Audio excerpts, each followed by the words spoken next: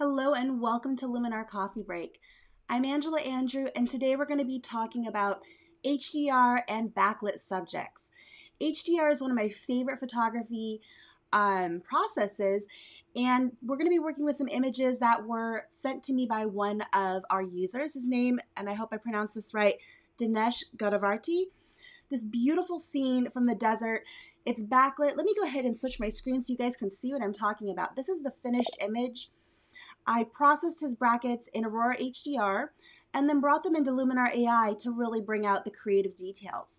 So let me show you here what we're starting with. I'm going to hit the G key on my keyboard to go back to my grid view. And you can see I have all of these bracketed shots that we've got here from Dinesh. And then here's my merged image that I've already edited. And then here's the before. I'll give it a second here. There's the before straight out of Aurora HDR. And then here's what I did in Luminar AI. So I'm going to walk you through the entire process today, and I hope you guys enjoy it and get something out of it. And it encourages you to work with Aurora HDR a little bit. It's a very fun program, and it does some really great things for your photos. I want to say hello to David and Pat. So glad you guys are able to join me today. All right, so I'm going to hit that G key, go back to my grid, and we're going to start here with this series of bracketed images that Dinesh sent me. So I'm going to go ahead and select the first one, hold down my shift key and select the last one. Now what I'm going to show you right now is going to work on Macs. It does not work on Windows. I'll show you a workaround for that. Actually, I'll show you the workaround for Windows first. What you're going to do is right click on an image and you'll do show in Explorer, and that's going to pull up a folder that shows all of those images, and then you'll grab all of those raw images. I'm going to go ahead and deselect my edited TIFF, and you'll just drag those onto the Aurora HDR icon to go ahead and load those into Aurora HDR. If you're on Mac, it's a little bit easier. You can simply right click, let's go back over here to Luminar, we can simply right click on this series of images that we've selected and say, open in Aurora HDR. Now hopefully that functionality will be coming to Windows soon. If that's important to you, make sure you write that into support@skylum.com and let them know that you want to have access to that workflow too. Hopefully they'll get that implemented in the near future. All right, so we've got our, what do we have here? 10 images for this particular shot, and you'll see that we have the exposure value ratings on each of these images. Now, this is what he sent me, so this is what we're gonna work with. But what I would encourage is you don't necessarily need this many bracketed shots at this narrow of an EV. I usually do my brackets at a full exposure stop or even sometimes 1.5 in between and spread them out a little bit further. And that way you can get a similar range with fewer shots.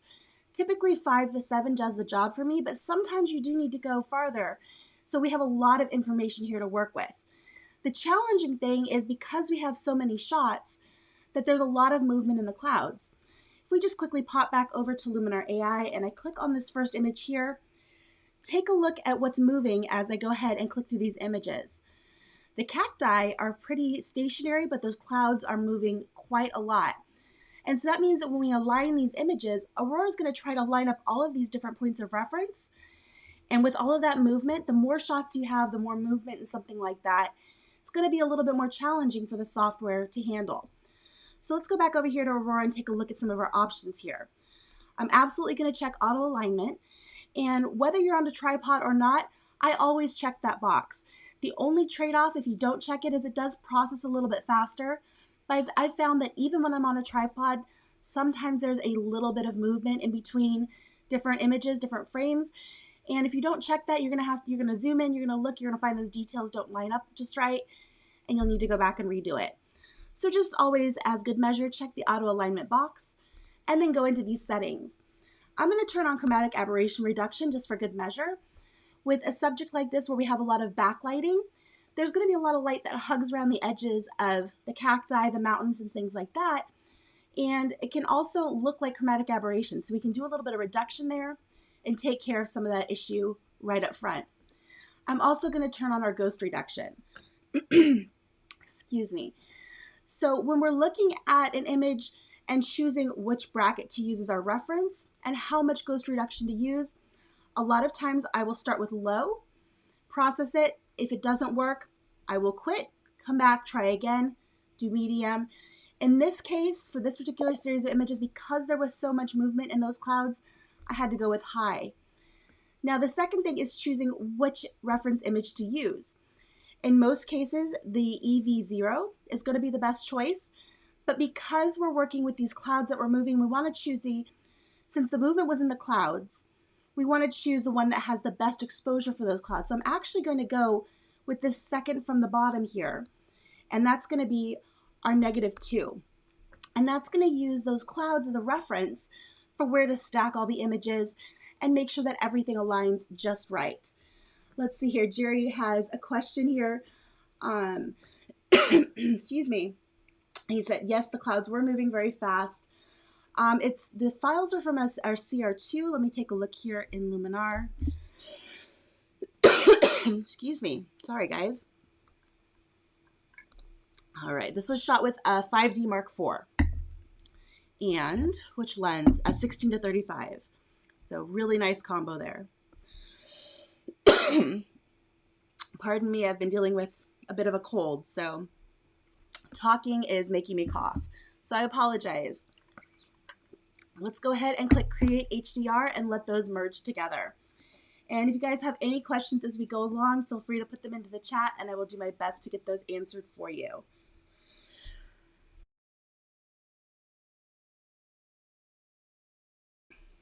All right. It does take a moment because we are processing so many images here. When you have, sometimes if you have 3 to 5, it can process a bit faster. Right now we're loading 10 different exposures, merging them together. So the process isn't super fast, but the results, I guarantee, are worth the wait. There's so much cool stuff that's happening under the hood here in Aurora HDR. And it works not only on bracketed images. So if bracketing isn't your thing, you can always load up single exposures as well. And it brings out a tremendous amount of detail in your shadow and highlight areas and just does really wonderful things, especially with raw files.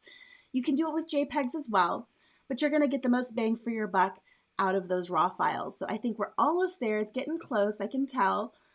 And let's see here what other questions we have. Keep those questions coming, folks, and let me know what you would like to learn with regard to HDR. Jerry says that Vanilla used Aurora with an image yesterday. That's awesome. I'll have to take a look and see which image he used.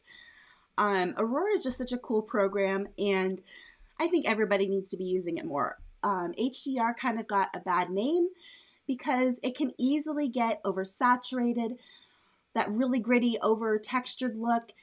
But you can do really beautiful natural HDRs too that almost border on painterly, that they're so hyper-realistic that people will ask, is it a photo? Are we looking at a photo? Are we looking at a painting? But it looks also realistic. It's not over the top. So now we have our image up here in Aurora HDR, and we can see everything's merged together beautifully. If we take a look here at the before, this is going to show us our middle exposure. So we went with one middle exposure to here.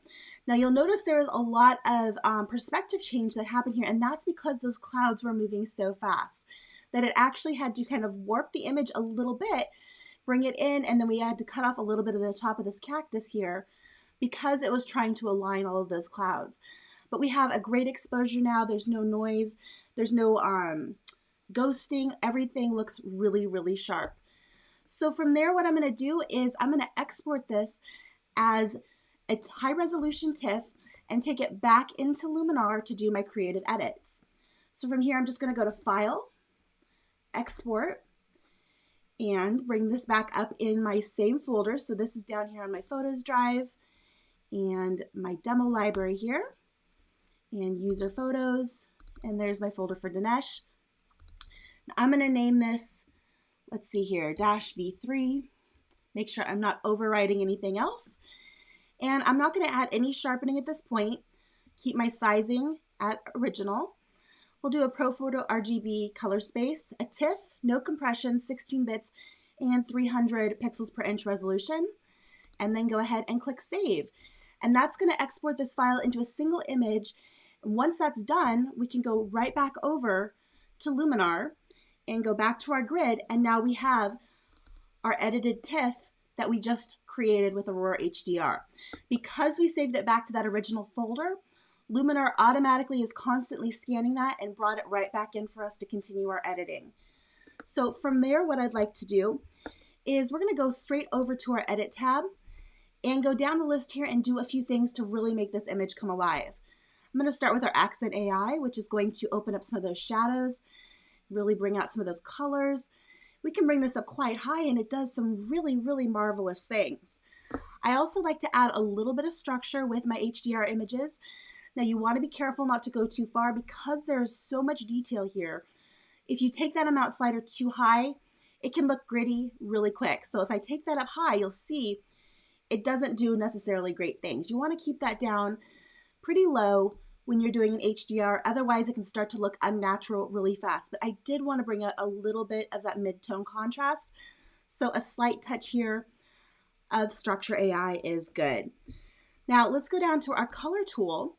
And the first thing I want to do is do a bit of remove color cast. And you'll notice there in the foreground, there's this pink light, and it is the pink light coming from the sky. But as we move up, remove color cast, it's actually making that cactus a little bit more green, and it's removed a little bit of that pink from the foreground. Now, I think that might have gone a little too far. We can back that off a bit, but I think right about there looks good. I'm also going to go and take my vibrance down just a touch, and then in HSL, I'm going to bring up some of the colors selectively. So we have a lot of pinks, oranges, yellows. I'm going to work with the hue, and we're going to take some of these oranges, we're going to make them a little bit more pink. Make our oranges, our yellows and oranges, make them a little bit more red. And take those yellows and make them a little bit more orange. Now, if you feel like any of these colors are kind of over the top, you can always go to the saturation and pull back, let's say, a little bit on that orange, just so it looks a little bit more natural. And I think that's really, really nice right there. Now let's go ahead and add a little bit of warmth with our golden hour slider here in the landscape tool. Pull that up, and that's just going to give it kind of that warm morning glow. Now you notice if I take it up too high, we're starting to get some unnatural yellow here in the background. So make sure you're watching what's happening all over this image, and just a little bit goes a long way. That looks really, really beautiful. The final thing I want to do here is add a big soft vignette, and I'm going to pull that amount slider down to -100, go down into my advanced settings, grab that feather slider and pull it up pretty high for a nice smooth transition. I don't really think we need any extra inner light here, and then I'll go back to my amount slider and then just back that off to the point that it looks natural, and I think right about there looks awesome. So let's take a look here at our before and our after, and I think it's an absolutely gorgeous image. And things like this are so worth the effort when you're out in the field to take time to bracket those images, and then once you get back to the computer, to take those couple of extra steps to run those brackets through Aurora HDR, merge them together to get a file that has so much data to it, and you can do so many beautiful things. Let's see here if we have any other questions. David would like to know what the structure boost does. That is a really good question. Let's go up there and take a look. So under Structure AI, we also have a boost slider. And what I find is boost works with more of the fine details. Structure is kind of more of an overall mid-tone clarity and contrast.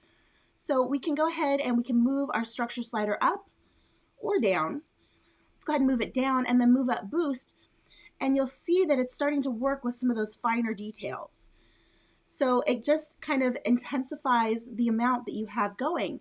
The cool thing is if you find that structure by itself, the amount slider is a little too harsh, you can reset that and you can use boost by itself.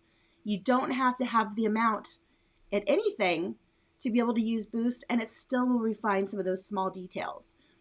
So that's kind of a cool thing. So we can do a little bit of small details with the boost and a little bit of amount, and that makes it even more detailed. All right, hello Joseph, glad you're able to make it today. And Jerry says, I dare you to do a sky replacement.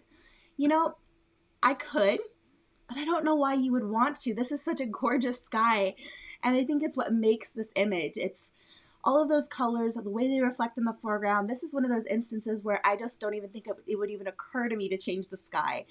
But, you know, since you dared me, let's go ahead and give it a little try. Let's go to our sky selection.